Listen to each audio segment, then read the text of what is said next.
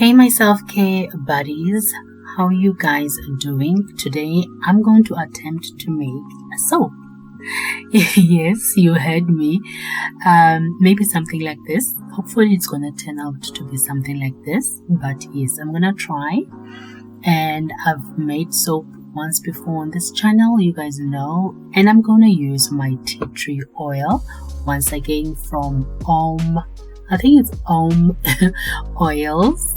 That I think that's how you pronounce it, but yes, I'm gonna be using that essential oil with these soap ends. So I've got a little bit of water here on the stove, and it's an open flame, it's a gas stove, so it should boil pretty quick. And I'm gonna let this come to a boil and not using a lot of water because I don't have a lot of soap ends. And yeah, I don't think you could, for the consistency that I'm going for, I don't need a lot of water, and I want it to reduce very quickly as well. So like I said, my water boiled pretty quickly, and now I'm just going to add the soaps, and I'm gonna keep on stirring. I didn't think I was gonna have to stir for a long time, but I stirred, I think, for close to 20 minutes. Like, I kid you not. I thought this was going to be fun, but it was fun. Don't get me wrong, it was fun. It also came with a little bit of nostalgia, because we used to do this when we were young and it was fun. So when I had collected a lot of these, I thought of doing this and making a soap of my own out of these, because usually I just chuck these in the bin, or I chuck these down the toilet bowl and I just flush them away. And so this time I thought, you know what, let me collect these, and maybe one day I'll make a soap. And this is what I'm doing today, and I'm using just a wooden chopstick, and just I didn't want to use like a normal spoon. I just wanted something that I can grip on very nicely, and I don't have to worry about it getting or absorbing any heat whilst I'm stirring, because I did stir for a long time. And also it helps to stay. That's what I found, that it helps to stay and not go away, because the soaps tend to cling to each other. So if you separate them, it's good, because then they melt quickly, or quicker than if you just let them stick together. So that's what I found whilst I was stirring, that the soaps were melting nicely because I kept on separating them.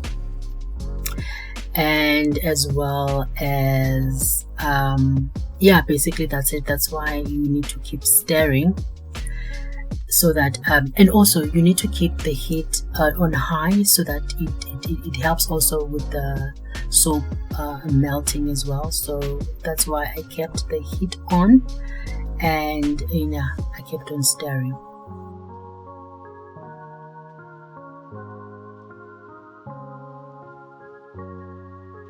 Right, so now our soap is reduced, and I just turned it off, and I'm gonna let it cool a little while.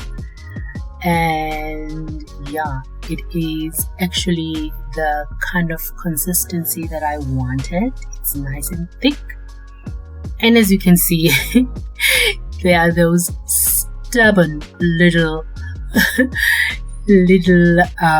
soaps which are left behind. But it's okay, I still got what I wanted. And as you can see, the soap is green, so it's gonna be green because there was a bit of greenish soaps in there. And I'm gonna use this dish, soap dish right here, because it was a little bit messy, because it has like soap stains. There was a soap in here before, so I'm just gonna use this.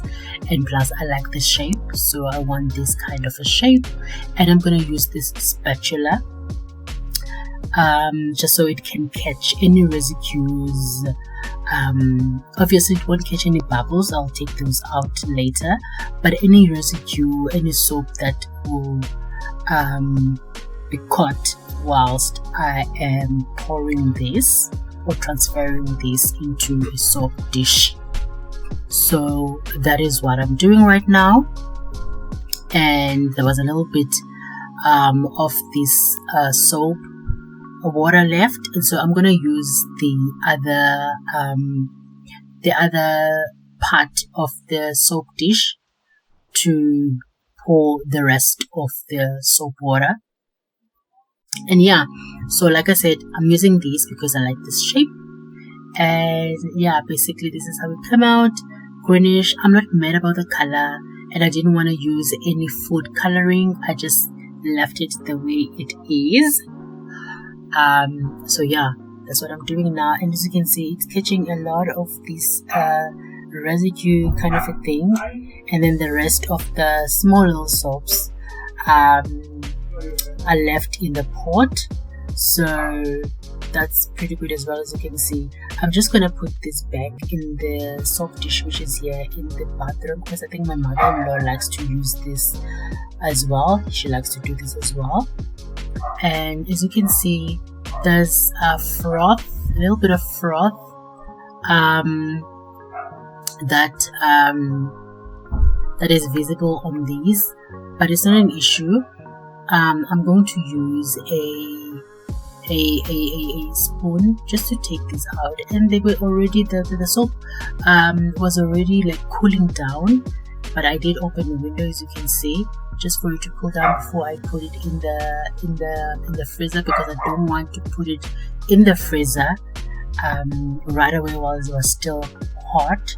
So I'm just using this plastic spoon. You can use any type of spoon you want, but just take away the froth, because I didn't want the froth to be mixed in the soap while it was getting frozen. So that's why I'm just taking out the froths out of here. And also, one thing I wanted to say is that I did use a tea tree oil, essential oil. You can use any type of essential oil that you want. And I think I also remembered that I used tea tree oil in the previous soap that I did as well, the jelly soap. And I will put that video up for you guys to watch as well if you're interested in that. But you can use any type of essential oil that you like. The reason why I was using tea tree oil, which I said you can go and read it up on Google, search the benefits of it, but I like it because it helps. It has like benefits for inflammatory and also antiseptic. And because we've been experiencing a bit of acne lately that we don't know where it came from, this is good for that as well. It will help with that, like I said, antiseptic and anti-inflammatory as well. So that is the reason why I feel like I was so vigorous. I was so vigorous when I was mixing this essential oil in that. You don't have to do that. Just be gentle, because now I ended up creating more bubbles, which I had to take out. So just be aware of that and be gentle when you are mixing up the soap. Just be gentle when you do that, so that it doesn't create more bubbles. But I will take the bubbles out, as you will see. And yeah, so basically I'm getting ready to, because they're completely cooled now, and I'm just gonna pop these in the freezer until they're frozen. I don't have a specific time of how long you need to wait, but until they were frozen. Yeah, so let's pop these into the freezer.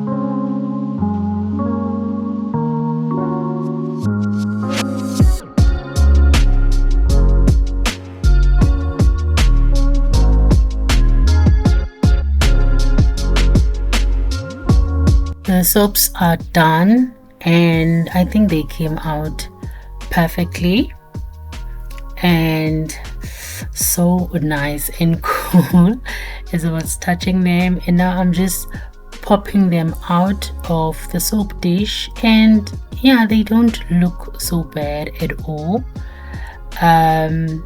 Yeah, this is how they turned out. And now let's just give them a test run. Let's give them a test run. Yeah, like I said, they were nice and cooling, and I don't have to put these in the back in the freezer because they're not jelly like, so they're not going to melt. They're still made up of the soaps, so they will still keep their shape. I just need to put them in a cool and yeah, dark area, the same as you keep your normal soap in a soap dish. So yeah, I'm just gonna wash this out, and then I'm gonna pop them back into the soap dish. And the essential oil was smelling so good during the washing.